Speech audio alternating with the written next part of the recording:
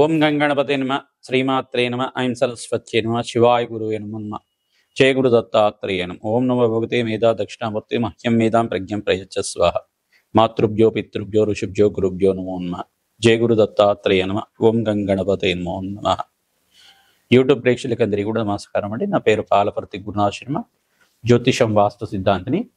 నేనంతా కూడా మీకు గోచారరీత్యా గ్రహాల యొక్క స్థితిగతి కలయిక వాటి యొక్క ప్రభావం అంతా కూడా మీకంతా కూడా చెప్పడానికి ఈ యొక్క కంటెంట్ బేస్ మీద చెప్తున్నాం. ఈ రోజంతా కూడా చూసుకంతా కూడా పితృపక్షం అనేది అత్యంత పుణ్యప్రదంగా చెప్పడం జరుగుతుంది. భాద్రపద మాసంలో కృష్ణపక్షంలో అంతా కూడా పితృపక్షం అంటారు. దీన్నంతా కూడా ఈ యొక్క సెప్టెంబర్ 7వ తారీఖు తర్వాత మనకి పౌర్ణమి వెళ్ళిపోయిన తర్వాత నుంచి పాడ్యం అనేది స్టార్ట్ అవుతుంది. కృష్ణపక్షంలో పాడ్యం నుంచి అమావాస్య దాకా పితృపక్షంలో అంతా కూడా పితృకార్యాలంతా కూడా నిర్వహించుకోవడానికి అత్యంత శుభప్రదంగా ఉండడానికి అవకాశం ఉంటుంది. ఎవరైతే కనుక ఈ యొక్క పితృదేవతలంతా కూడా చూసుకుంటే వసురుద్ర ఆదిత్య స్వరూపం అని చెప్పేసి అంటారు.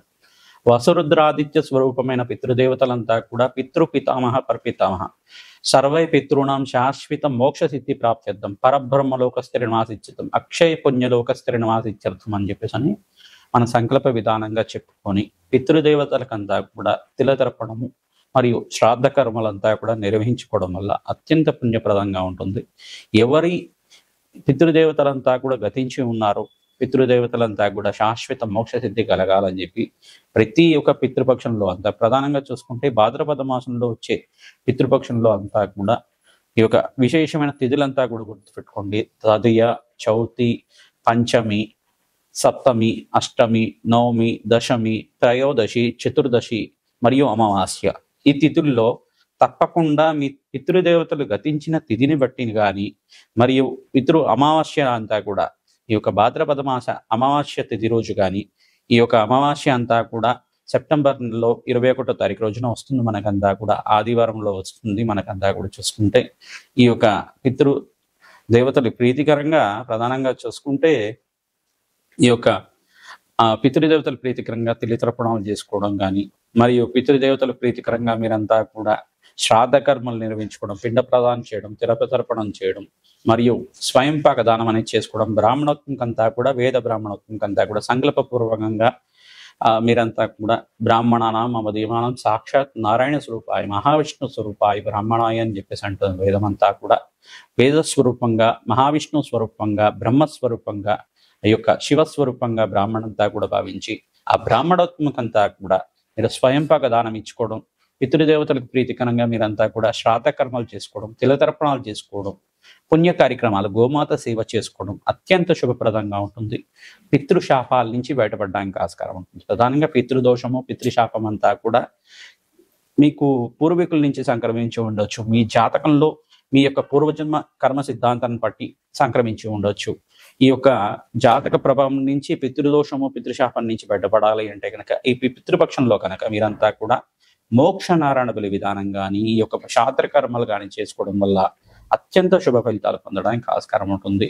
ఈ యొక్క కొంతమంది ఏం చేస్తారంటే పుణ్యక్షేత్రాలంతా కూడా బ్రాహ్మణ సమారాధన చేస్తుంటారు, అన్నదానం చేస్తుంటారు. దేవాలయ ప్రాంగణంలో అన్నదానం చేయడం వల్ల పితృదేవతలకు ప్రీతికరంగా అన్నదానం చేయడం వల్ల అత్యంత శుభమైన ఫలితాలు, కోటి యజ్ఞాల ఫలితం కలుగుతుందన్నమాట.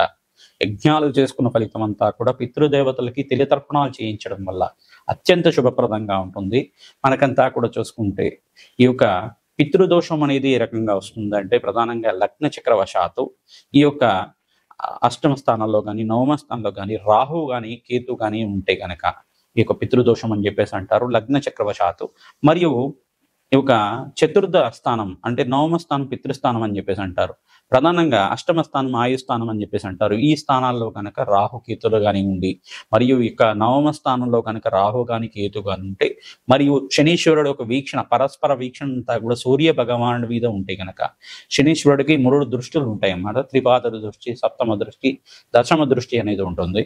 ఈ దృష్టితోటి కనుక సూర్య భగవానుడి మీద ఉంటే కనుక చతుర్థ స్థానం నుంచి కానీ నవమ స్థానం నుంచి కానీ లగ్నం నుంచి కానీ పితృదోషం అనేది ఉంటే కనుక ఈ యొక్క తల్లి తండ్రితోటి ప్రధానంగా చూసుకుంటే కొంచెం మనస్పర్ధలు ఉండడం కానీ, దూరంగా ఉన్న దేశం నుంచి విదేశంలో బతకడం కానీ, జీవితం అనేది కొంచెం ఎదుగుదల లేకపోవడం, ఆర్థికంగా ఎదుగుదల లేకపోవడం అన్నీ ఉన్నప్పటికీ కూడా అనుకున్న స్థాయిలో పేరు రాకపోవడం, ఈ యొక్క కళ్యాణం వాయిదా పడుతూ ఉండడం, వివాహం అనేది వాయిదా పడుతూ ఉండడం కానీ, ఆలస్య కళ్యాణం తరచూ జరుగుతూ ఉండడం కానీ, కొన్ని తరాల వారికి కొంతమందికి మగ సంతానమే ఉండడం కానీ, కొన్ని తరాల వారికి కొంతమందికి స్త్రీ సంతానం అంటే కొంతమందికి ముగ్గురు స్త్రీలుగా అంటే స్త్రీ సంతానం కానీ, అంటే ప్రధానంగా చూసుకుంటే ఒక సంతానం అనేది ఆలస్యం అవుతూ ఉండడం కానీ, అంటే కొన్ని సంవత్సరాలు ఆలస్యం అవడం, పెళ్ళైన తర్వాత ప్రధానంగా చూసుకుంటే వివాహమైన తర్వాత ఒక 5 సంవత్సరాల తర్వాత కానీ, 8 సంవత్సరాల తర్వాత కానీ సంతానం అవుతూ ఉండడం కానీ, మిస్‌క్యారేజెస్ అవుతూ ఉండడం కానీ, ఇట్లాంటివి జరుగుతూ ఉంటాయి అన్నమాట. పితృదోషం, పితృశాపం ఉంటే గనక. పితృదేవతల ఆశీర్వాదం వరకే మనకంతా కూడా సంతాన యోగం సిద్ధిస్తుంది, వంశాభివృద్ధి కలుగుతుంది. ఇది అందరూ కూడా గుర్తుపెట్టుకోవాల్సిన విషయం. పితృదేవతల ఆశీర్వాదం ఉంటేనే వాళ్ళ అంశగా, వాళ్ళ యొక్క ప్రీతికరమైన అంశగా ఈ యొక్క సంతాన యోగం కలగడం, ఆ వంశాభివృద్ధి కలగడానికి కారకుడుగా జనించడం, మీకంతా కూడా జనించడం జరుగుతూ ఉంటాయి. పితృదేవతల ఆశీర్వాదం. కొంతమంది పిల్లలు చూస్తే పూర్వీకుల యొక్క తాత ముత్తాతల యొక్క పోలిక ఉందని చెప్పేసి పోలిక చూసుకుంటూ ఉంటారు. వాళ్ళ గుణగణాలు కూడా అవి వచ్చే విధంగా ఉంటుంది. వాళ్ళ గుణగణాలు కూడా ఈ యొక్క మీ తాతగారు ఈ రకంగా చేశారు, ముత్తాత గారు ఈ రకంగా చేశారు అని చెప్పేసి చెబుతూ ఉండడం కానీ జరుగుతూ ఉంటుంది. తద్వారా మీకంతా కూడా శుభమైన ఫలితాలు వచ్చే విధంగా ఏం పరిష్కారం చేసుకోవాలి, ఈ మహాలయ పక్షం అని చెప్పేసి అంటారు, మహాలయ పితృపక్షం అని చెప్పేసి అంటారు. భాద్రపద మాసంలో వచ్చే కృష్ణపక్షంలో అంతా కూడా ఈ పితృపక్షము అని చెప్పేసి అనడం వల్ల ఈ పితృదోషం నుంచి బయటపడడానికి అత్యంత శుభమైన మంచి రోజులుగా చెప్పడం జరుగుతుంది. పితృపక్షంలో మీరంతా కూడా ప్రధానంగా చూసుకుంటే ఈ యొక్క పితృకార్యాలు నిర్వహించుకోవడం వల్ల అత్యంత శుభ ఫలితాలు పొందుతారు.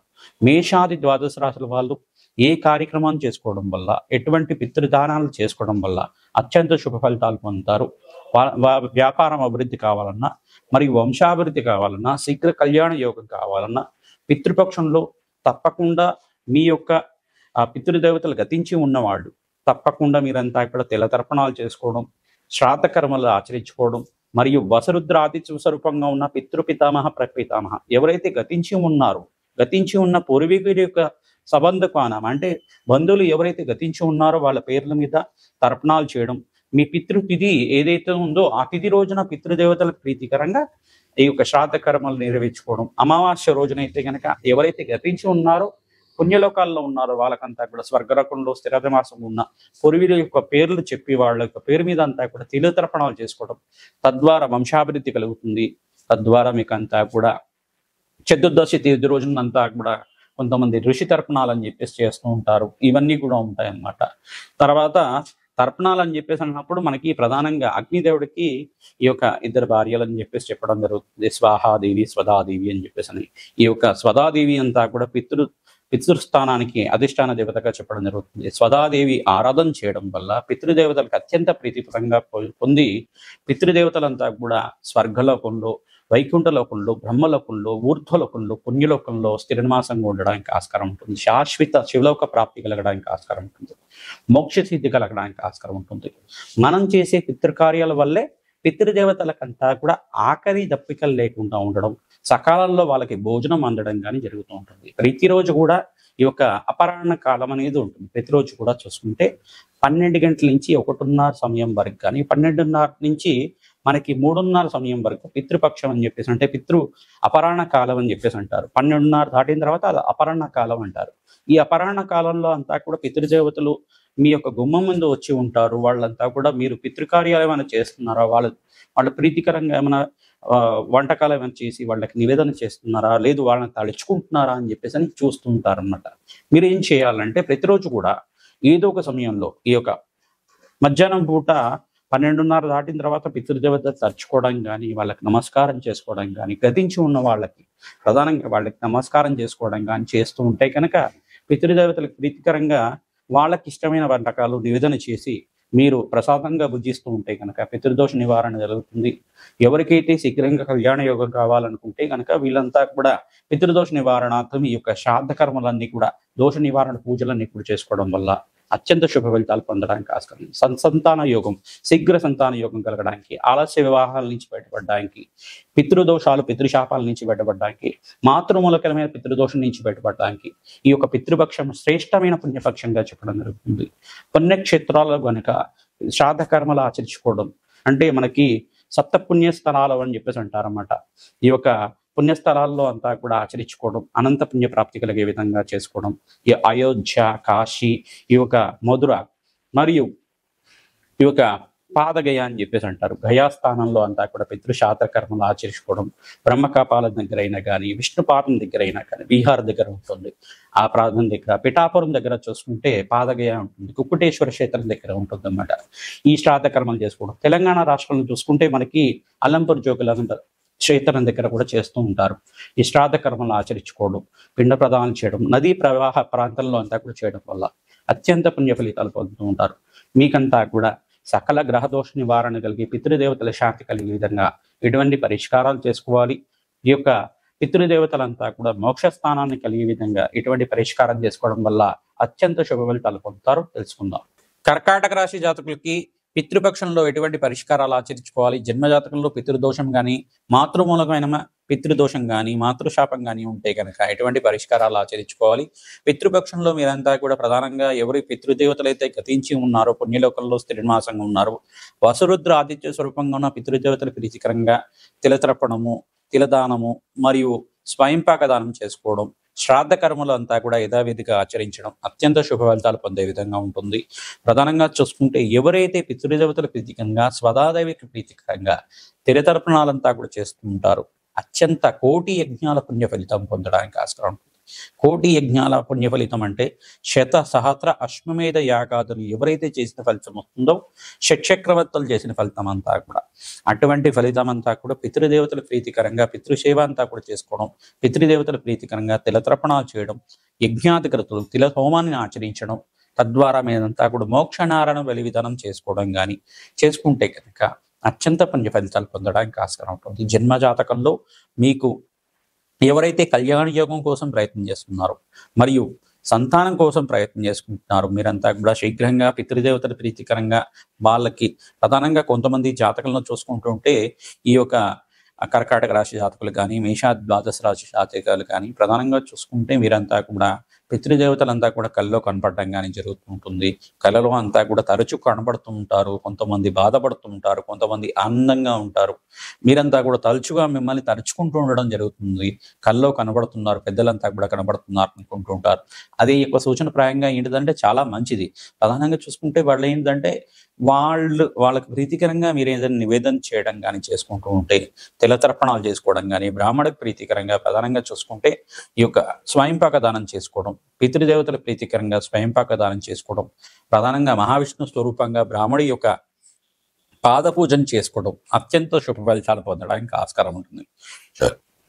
ఎవరి జాతకంలో అయితే గనక పితృశాపం అనేది ఉంది అని చెప్పి నిర్ధారణకు వచ్చిన తర్వాత తరచుగా ప్రతి అమావాస్యకి, అష్టమి, నవమి తిథి, చతుర్దశి తిథి రోజున పితృదేవతలకు ప్రీతికరంగా తిలతర్పణాలు చేయడం మరియు పితృదోష నివారణార్థం మోక్షనారాయణ బలి విధానాన్ని ఆచరించడం, ప్రధానంగా తిలదానాన్ని ఆచరించుకుంటుండడం, గోమాత సేవ చేయడం మరియు పనస మొక్కనంతా కూడా నాటడం, మరి జమ్మి మొక్కనంతా కూడా నాటడం, దేవాలయ ప్రాంగణంలో నాటడం వల్ల అత్యంత పుణ్య ఫలితాలు పొందుతారు. మీ జాతకరీత్యా ఉండే పితృశాపం నుంచి బయటపడడానికి ఆస్కారం ఉంటుంది. గోమాత సేవ అత్యంత శుభ ఫలితాలు ఇస్తూ ఉంటుంది. గోమాత సేవ ఎవరైతే చేస్తూ ఉంటారో అఖండ పుణ్యప్రాప్తి కలుగుతుంది, అష్టేశ్వరి యోగం కలుగుతుంది, వంశాభివృద్ధి కలుగుతుంది, శీఘ్ర కళ్యాణ యోగం సిద్ధిస్తుంది. స్వాహాదేవి ప్రీతికరంగా, స్వదాదేవి ప్రీతికరంగా ఈ యొక్క పితృకార్యాలయం అంతా కూడా ఆచరించుకోవడం అత్యంత పుణ్య ఫలితాలు పొందడానికి ఆస్కారం ఉంటుంది. స్వదాదేవి అంతా కూడా పితృదేవతల అధిష్టాన దేవత కావున ఎవరైతే కనుక పితృదేవతలకంతా కూడా ప్రీతికరంగా ఈ యొక్క స్వాహాదేవి మంత్రంతో అంతా కూడా చేస్తూ ఉంటారు, తద్వారా మీకు అంతా కూడా పితృశాపం నుంచి బయటపడడానికి, పితృదోషం నుంచి బయటపడడానికి ఆస్కారం ఉంటుంది. శీఘ్రంగా మీరంతా కూడా గోమాత సేవ చేయండి, తిలతర్పణాలు చేయండి, వంశాభివృద్ధి కలుగుతుంది, అష్టైశ్వర్య యోగం సిద్ధిస్తుంది, రాజయోగం కలిసి వస్తుంది. శ్రీమాత్రే నమః.